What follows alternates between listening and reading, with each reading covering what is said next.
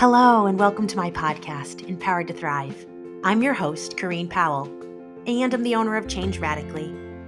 In this space, we'll talk all things inner wellness, and parenting will certainly come up too, because I'm a mom to 4 kids, so parenting is a huge part of my life. This space is designed for safety.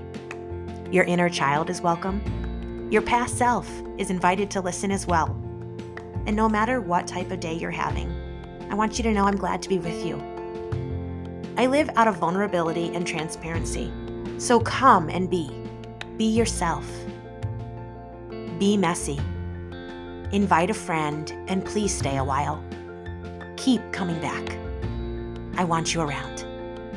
Now, let's jump into today's episode.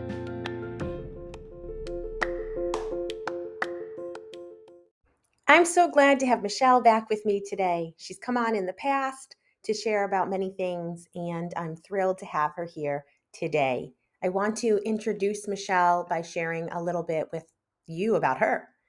Michelle is a tree-hugging, tea-loving, chemical engineer turned cyclical nutritionist, millennial mom of 3.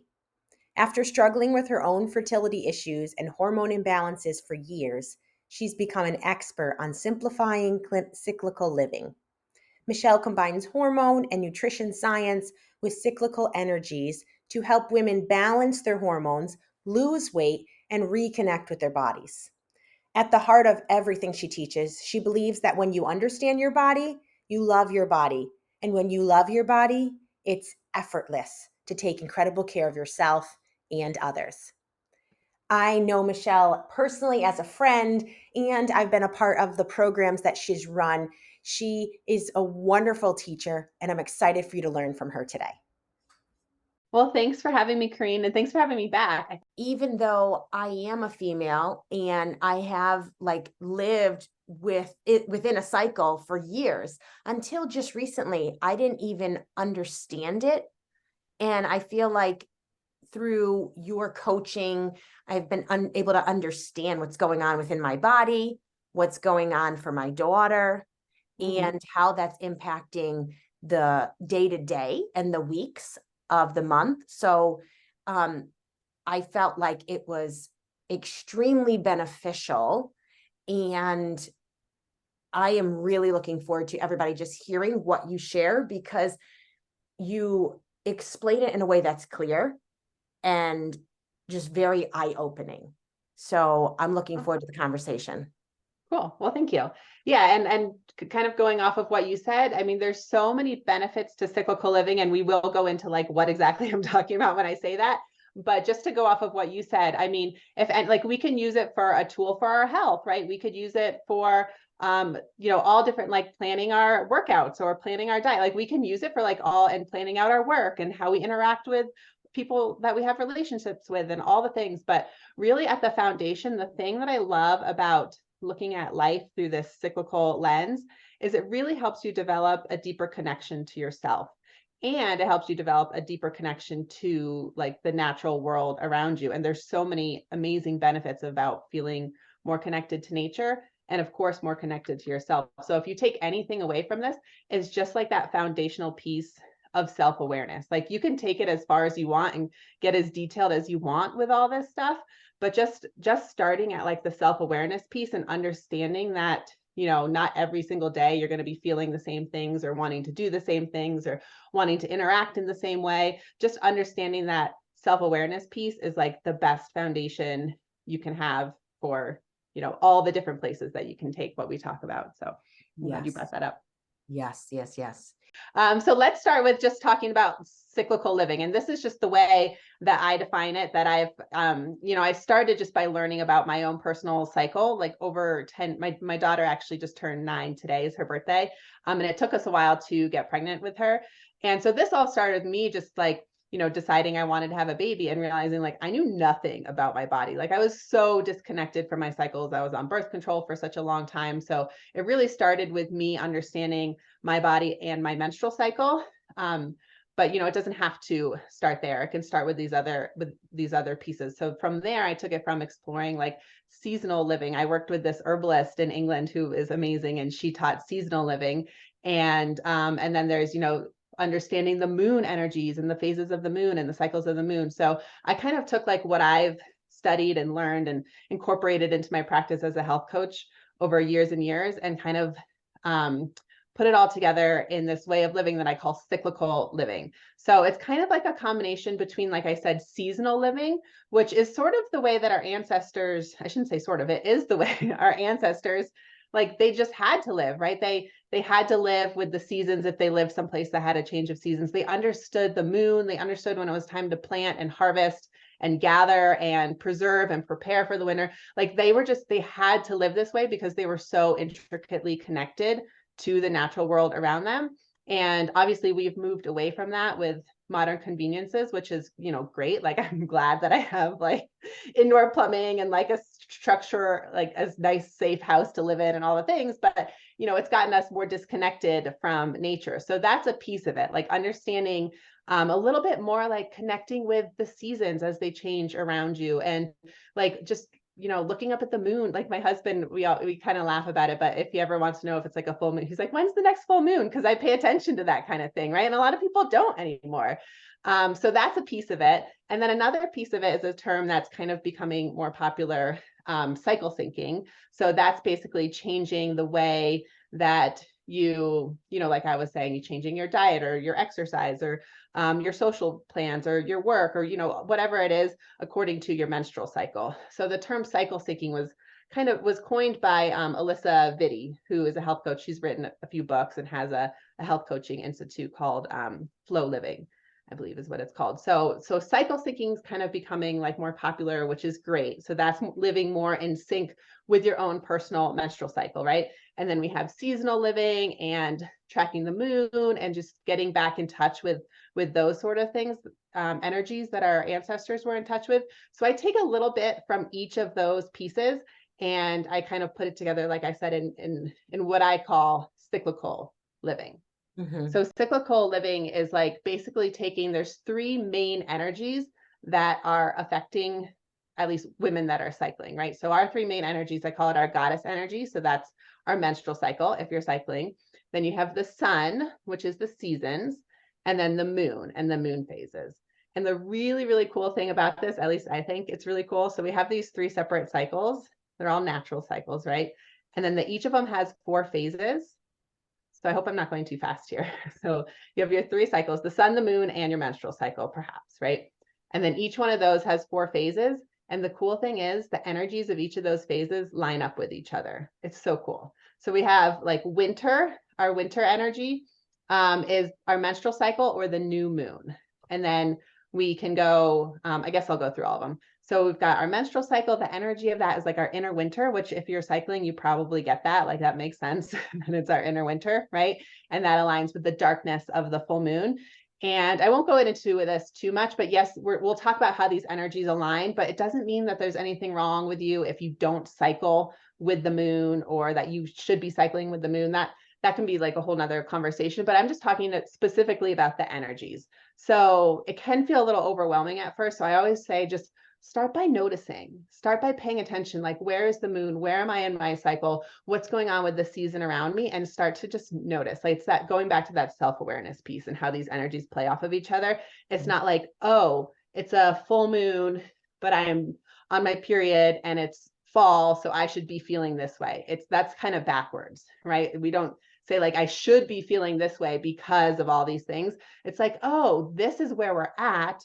So maybe that makes sense why I'm feeling this way. So kind of looking at it differently and not trying to be so rigid about it. It's really just understanding the energies and understanding yourself. Okay, so going back. Which is an empowering piece, because Yes. even yesterday I was feeling really tired, the day before too. Yes, there's been a lot going on, but I also realized, well, my period's about to start. That's playing in. So it's the empowerment piece too, as we're aware. Yeah, exactly. And I'm glad you brought that up too, because a lot of people, will also, it's looking at it through the lens of empowerment, like you said, versus like as an excuse or feeling bad about yourself or things like that, right? It's just understanding that this is the way the energies are. All right, so going back, I was just saying how winter is in alignment with your menstrual phase, which is the time when you're on your period, and the new moon, right? So then we go to the energy of spring, which is in alignment with the first quarter moon. Or I know when I first started like trying to understand the moon, I was really confused about like what all this means. So it's the let me make sure I say it right, the waxing moon. So when the moon is getting bigger, right? So spring energy aligns with the waxing moon and your follicular phase, which is the phase of your cycle between when your period ends up until you ovulate. And then next we have summer energy. So that would be in alignment with the full moon, or I should say, and your ovulation phase. And then lastly, we complete the cycle. Oh, I shouldn't say complete the cycle because cycles just keep going. But the last phase is fall or autumn energy, which is in alignment with what's called your luteal phase, which is like the week or so before your period, and the waning moon. So when the moon is getting smaller. And just really quick, when it comes to the menstrual cycle, there's a few different ways to define the different phases of your menstrual cycle. So you might have heard it defined differently. Like the first half of your cycle is your follicular phase, the second half is your luteal phase, or there's different ways.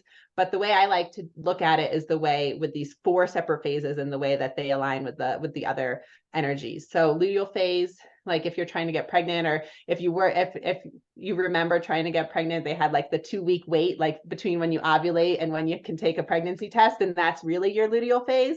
But when it comes to the energy of the 4 phases, your luteal phase, the way I'm talking about, is really just like the week before your period, which is technically like your late luteal, which is when you start feeling, like you were mentioning, Corinne, like the little bit lower energy and things like that.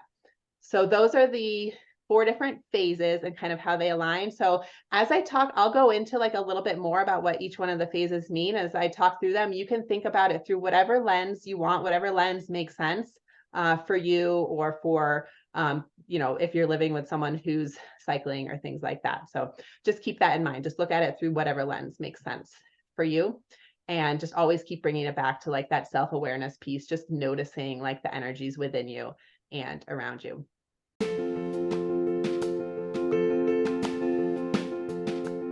I'm interrupting the episode to let you know that I've recently paired the Change Radically workbooks with complimentary videos that expound on each topic.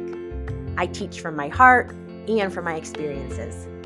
This is an easy way to go deeper on your own healing journey, and you can do it in a way and at a time that's convenient for you. For a limited time, all of these newly released products are on sale. Pick up any one package or grab all 9 of them today. Go to changeradically.com/shop or check the link in the show notes. Now, back to today's episode. So we'll start again with winter energy. So I think this is something that a lot of us can relate to, like the inner winter, or like winter is the time where we just kind of want to like cozy up inside. We want to be with like our intimate family, right? I always think of like, get back like with our ancestors, maybe like we're all just around the hearth fire telling stories, right? Because we don't have to be going out there like hunting and like doing all the activities, like we're just together. So that the energy of winter is more of like that rest and reflect energy, and like storytelling and connecting, but like more on an intimate level. Mm-hmm. And then if you are cycling, this phase, like when you're on your period, it's really neat. Your brain, the left and right side of your brain is something, I think like 20% at least. I want to say 50.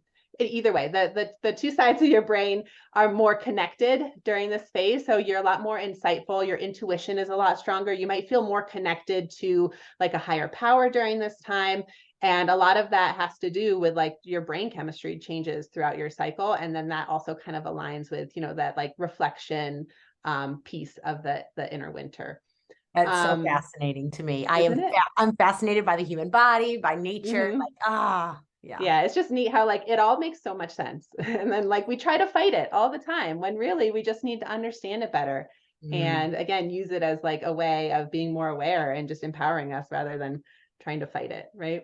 Right. Because what you're teaching us helps with even like practicing self-care. Because if we know what's going on within our body, then we can create a life that aligns with it. It's just so all interwoven and empowering. And Right. yeah. Yeah, exactly. And you can think about it whether you're menstruating, like with self-care, like you probably don't want to be planning a bunch of social outings during the week you're on your period, right? Same thing with December. Like, we all have all these like commitments and holiday parties and all the things in December when like we all get burned out from that. And of course, because, we've got that winter energy where we just kind of want to, it's not that we don't want to be social at all, but like we want to be in more of like those intimate gatherings and not out all over the place, right?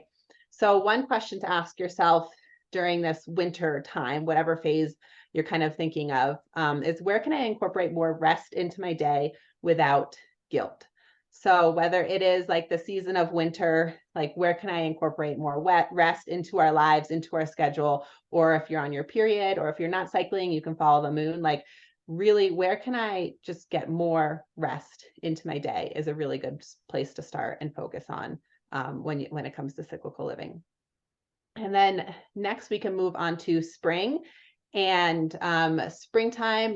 Think of course, like the gardening analogy is a really good example for this. So spring is the time, like, okay, if you have a garden, you're not going to just all of a sudden like expect your crops to be like growing and harvesting all kinds of things and growing really fast, right? You need to plan, right? You have to figure out what kind of seeds do I want to plant? Where do I want to plant them? When do I need to plant them, right? So same thing with this spring energy, whether it's your follicular phase or actual spring, or if you're tracking the moon. It's a lot of planning, a lot of creativity and experimenting, organizing, spring cleaning. Like that's one thing that we've taken from like our ancestral roots that we still like a practice that we still kind of do today is, that organizing, like we all have that like energy where we just want things to be organized and put into place, right? Because it's that spring energy that we've got going on. Yeah. So yeah, I think I mentioned experimenting, organizing, planning, preparing so that when we do hit the summer time, like we can grow, we can grow like at exponential lengths, or I don't know what I'm trying to say, but or we can, and we'll make sure that the way that we are growing is in alignment with the way that we want to be growing, because we put that time in, number one, in winter to kind of like reflect and be and connect. And then we took that time in spring to plan and organize and, get rid of things that we no longer need. So now when summer comes, we can like really hit the ground running and grow in alignment with what we want out of our life, right? So let me go back to spring real quick, because I gave in winter a question to reflect on how can I incorporate more rest. In spring, it's about experimenting, planning, trying new things. So some questions to ask yourself during this spring energy. What are some things I've been wanting to try, and what do I need to make them happen?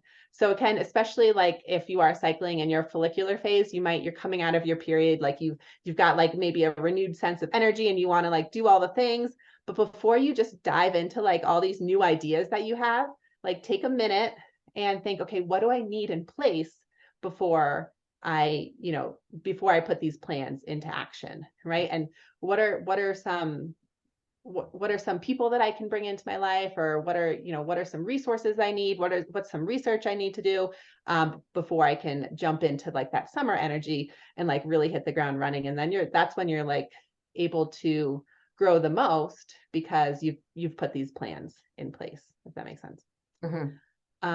Okay, so summer, I think summer is the energy that a lot of us can relate to the most, because it's kind of the energy that like our society sort of thinks we should be in all the time. So summer energy is not very hard for a lot of people to get into. It's kind of the energy that we're all like waiting for. It's like, okay, good, finally, now I can like do all the things and feel really productive, right? But then that's what gets us burned out, when we feel like we need to be doing all the time. So we can't really be doing all the time unless we take that time to be and to rest and to plan, right? You're bringing up some really good points. Yeah. Good. Yeah. And this is huge. And I think this is something I know I'm not alone in something that like has to be continually, I have to continually remind myself of and practice, right? Like rest can be just as productive as actually doing things. And then also, I didn't even mention with spring, like also the transition, like you can't just go from like, super inward, like resting and like being all cozy and all those things. And then all of a sudden doing, like we have to have that transition. And same thing from summer to fall. Like we need to be able to transition ourselves. We need to be able to slow down from all the productivity and transition back into that being mode. And every single one of these energies or modes or whatever you want to call it is super important. Trees lose their leaves, like that's what the trees need to do so that they can bloom again in the spring, right? So same for us, because we are nature too. We're not above nature. We're part of it. We have to stop fighting it, right? Like we said before. Mhm. Summer, I think we all kind of get that. Summer is like, yes, now is the time because we put in that rest, we put in those plans and we organize. So now is the time where, yes, we can take a lot of aligned action. We can start doing, we can socialize a lot more. And it doesn't, when I say we can socialize a lot more, you can always do whatever you want. It's just like, just being able to check in with yourself and realize like, oh, no wonder this feels really good. Or, oh, no wonder this Right. doesn't feel really good. Right. Right. So now is a great time to collaborate with other people, to just like have those more outward connections. So we're taking action, we're doing things, we're reaching our goals, and we're connecting with people. We're seeing how people can help us reach our goals and how we can help other people reach their goals. So this is the mother energy of your menstrual cycle. So it's like, okay, this is where I'm going to actually fill myself up by serving others. Like this is when it's going to feel really, really good to me. When other phases of my cycle, it's going to feel really good to me to serve myself first or Mhm. most. Like, of course, as a Mhm. mom, like you can't just be like, sorry, kids, like I'm going to ignore you now. But it's just understanding like, now I can take that extra time and like really, really connect with my kids because that's what's going to feel really good. When other times my cycle, I'm going to have to find a little bit more of a balance. Sure. And then I don't think I said my question for summer is how can I connect with and utilize my community and my support system more? So now is a really great time. Of course, always reach out for help if you need help, but now is a really great time. Like if you're someone who has a hard time asking for help or getting support or whatever, now is a really great time to be able to, make those connections a little bit more easily. Mhm. And then lastly, we move to fall, which is again one of those transition seasons. So this is when it's time to start slowing down. And I kind of love this phase. I mean, especially like in your menstrual cycle, luteal phase sort of gets a bad rap because it's like when you maybe are PMSing a little, or you're maybe just like a little bit more tired or grumpy and have less patience. Like, yes, it's not the most fun phase, but I kind of love it because it's the idea of like I always think of Thanksgiving, which is my absolute favorite holiday. And this is when like everybody's working so hard in the fields because we did all these things all year round to grow all of our crops, right? Or look at it in whatever Yep. metaphor way Yep. that you want to. We worked so hard, we grew these things, and now like it's head down, like let's get the work done, let's finish it up, like let's finish up all this productivity, collect our harvest, and then slow down and celebrate, right? And then move back into that inner winter. And I think like it just feels like such a good completion to the cycle. To yes, we can work hard, like that's a part of life and that can feel really good, but it's time to slow down. And in that transition, let's celebrate. That's something that gets forgotten and passed over so easily, is celebrating like all the hard work we did. Because a lot of times it's like, in society, it's like work, work, work, get the job, do the thing, like complete the project. And then, okay, now what's the next thing? It's like, okay, Right. that's awesome. I'm so like, that is being able to put in the work and to accomplish something and like, and finish it is great. But like, let's take a minute, right? Let's take a minute to celebrate and then rest, where we can reflect on either what we did over the past year, if you're looking at the seasons, or the past month, or whatever it is, celebrate. And then you move back into like your inner winter where you're kind of reflecting on like everything that you accomplished, that was being and doing, right? That was resting and being productive.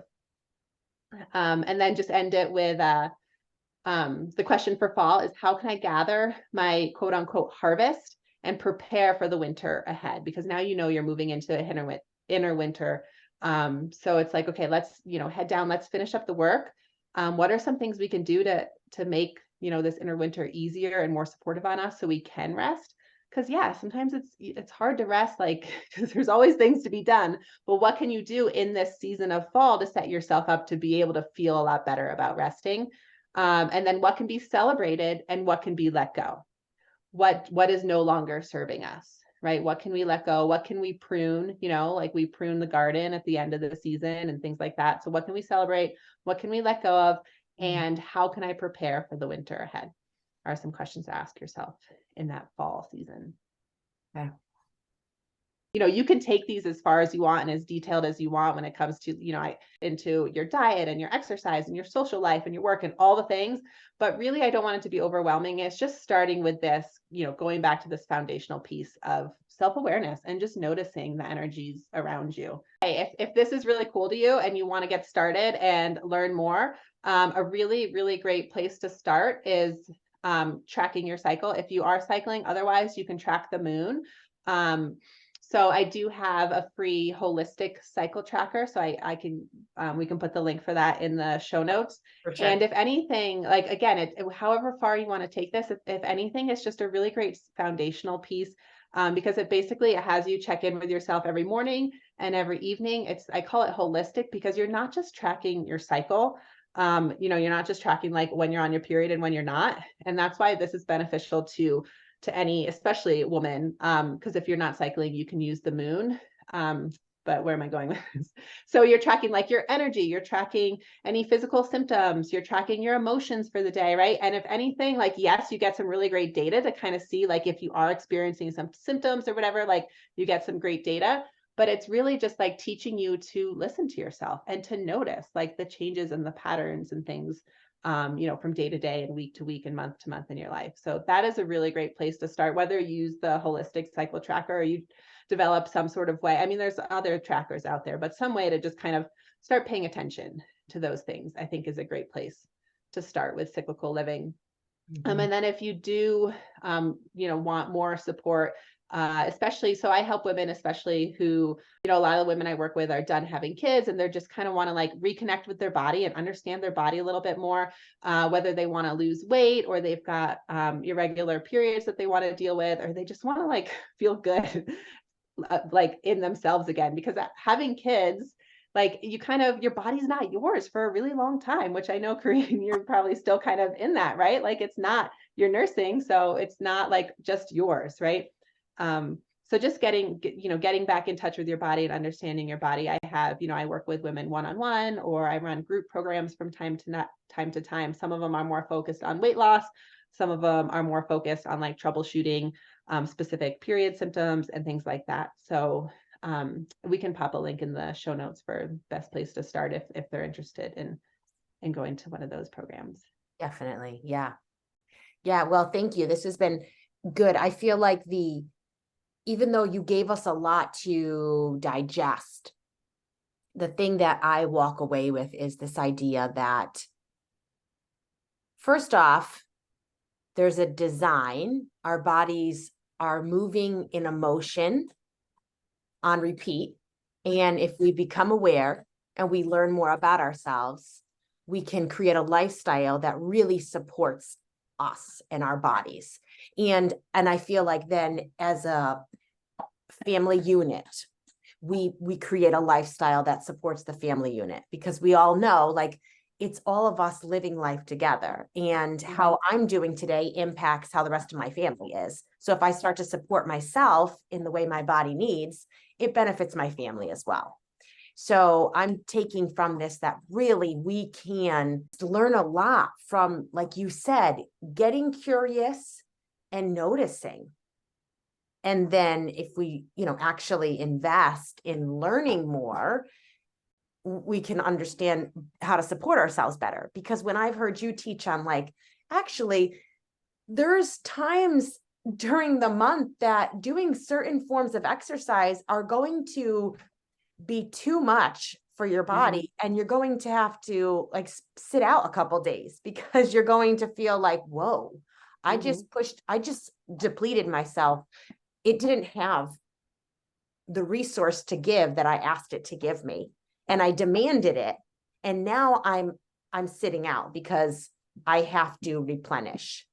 And so there's so much we can learn to support ourselves further. But I feel like you're giving us this, like you said, foundational piece that we can take from here. mean, it's where it all starts. And I think that's why, not to like hone in on weight loss, because there's a lot I could say about that. But for example, like for weight loss, like a diet program or exercise program, like honestly, they are rarely ever going to stick unless you have that foundational piece of like being able to understand yourself and being able to, listen to your body and like what feels right and what feels good, because your body knows, right? Your body knows what's going to feel good. It's just, are you listening to it? Right. Mm. Yeah. Yeah. But even that, our body knows what's going to feel good. I think for some of us, we need to consider that. What's our underlying belief there? Because that may actually not feel true. Like, Mm-hmm. I feel like there's this idea that no, it doesn't. I can't trust it. Or I tried that and it proved ineffective, but there could have been more going on there. Mm-hmm. So I love that you are saying our body does know and we need to give it attention. I do Mm-hmm. believe that, but I think sometimes there's a journey to get to that place. I don't think I always believed that. Yeah. Yeah. You are so right. I'm in this place right now where I trust it. Like Mm-hmm. I gained probably 60, something around 60 pounds when I was pregnant with my fourth. I mean, I gained 65 pounds when I was pregnant with my first too. So, it wasn't the first time. But Mm-hmm. first off, I trusted my body through the process because, I'm conscious about what I'm eating, but I'm also going to eat as often as I need to give my body what it needs. Right. But I'm trying to fuel it in ways that are good for it. So Mm-hmm. I'm trying to support it during the pregnancy and not worry about what the scale says. But then afterwards, postpartum, I'm also like, you know what? It'll get back to where it once was. I need to just allow it to do what it needs. Mm-hmm. In my case, I was nursing. So I recognize I'm demanding, I'm asking a lot of my body. So I need to replenish it and give it what it needs. But I'm not one of those people who like 2 weeks after you've had your baby, you're back down to whatever your pre-pregnancy weight was. But I Mm-hmm. allowed it probably in more fullness than ever. I allowed my body to just journey as it needed, trusting it, loving it, actually liking it. Like I could look in Mm-hmm. the mirror and be like, oh, I like what I see, which wasn't always the case. Mm-hmm. But it's been this journey to now being in this place where I'm like, really? My body has released almost all of that weight. It's actually released all the weight I started off with, but I had a miscarriage before I got pregnant with her. So I gained 10 pounds in that space. Mm-hmm. And so my body hasn't let go of that yet. And it's not at all about the number on the scale. It's just that's the barometer. Like I just know, right, what the Mm-hmm. was. My body feels good, but I'm sitting here like blown away and I'm like, wait a second, this is all just happening as it needs. Because before I even got pregnant with her, I started supporting it. I got my hormones in balance, things that weren't always the case for me. Mm-hmm. I have not had to stress about trying to get the weight to come off. I have not been doing an exercise program. I'm not dissing an exercise program at all. I'm just saying that this has not been a priority of mine. It's not been a focus. I've not been stressing about it. But Yep. Yeah. trusting my Right. body. Yeah. And as long as you're giving it what it needs, like I always say effortless weight loss, and people probably like totally roll their eyes at me for that. But it's really, if your body works perfectly. And like you said, it's a journey. Like I've struggled with infertility for a long, long time.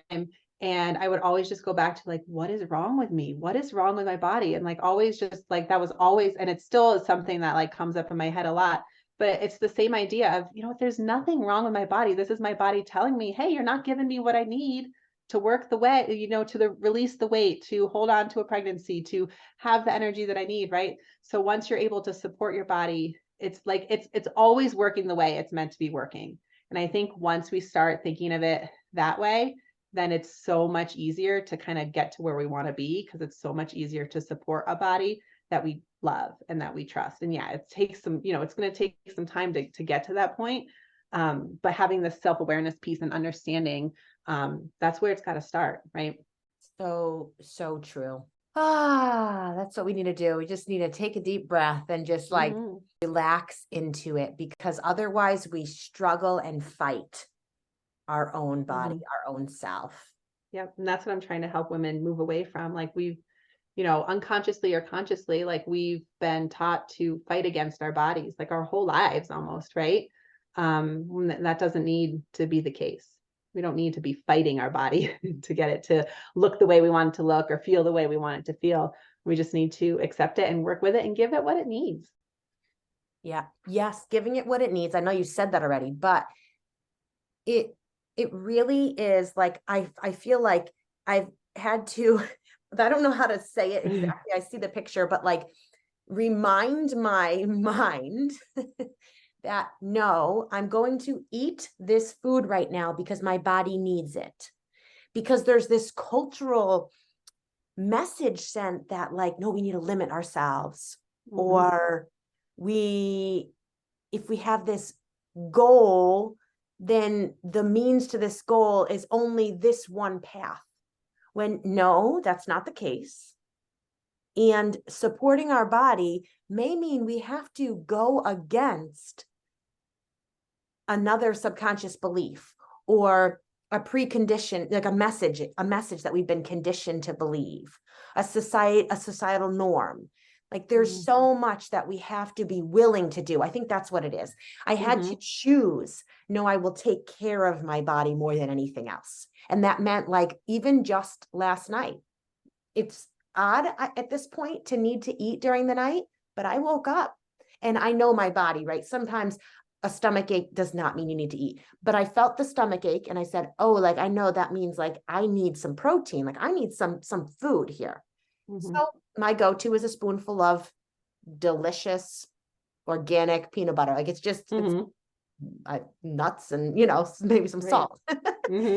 But middle of the night, I took that spoonful of peanut butter because it was like, this is what my body needs. And sure enough, that bellyache subsided. Like that was just what it needed. And it's not all the time like it was in pregnancy or early postpartum, but it's just the support instead of, oh my goodness, what are the calories? What are the fats? What is this going to mean? If I'm trying to do intermittent fasting, now I broke the fast, all these things that could play in. Like, how do we love and take care of ourselves? Right. Yeah. Love it. All right. Well, thank you very much, Michelle, for your time and your knowledge that you shared with us. Yeah. Well, thanks for having me on. I feel like it's an important conversation. So I'm glad we're able to have it together. Have you been intrigued by what you're hearing today? I have further content that you can listen to that will touch on some of what we've talked about within this episode. From season 5, episode 12, Coffee with Corinne. From season 4, episode 1, Life Update. And from season 3, episode 3, Normalizing Emotions. All of those episodes are also linked in the show notes. Here we are. We've come to the end of another episode. Sit back and reflect on what you heard. What's the one thing that resonates with you that you can take away and do something with? Let's not just listen. Let's listen and take action. Now, action may look very different for us, but it's doing something with what we hear. I hope that you'll share today's episode with a friend that you think would also enjoy it. And please come back next week. I hope that you have a fabulous week and that you remember when you pillow your head at night, when you're going through your days, that who you are is good. And I'm glad that you're alive.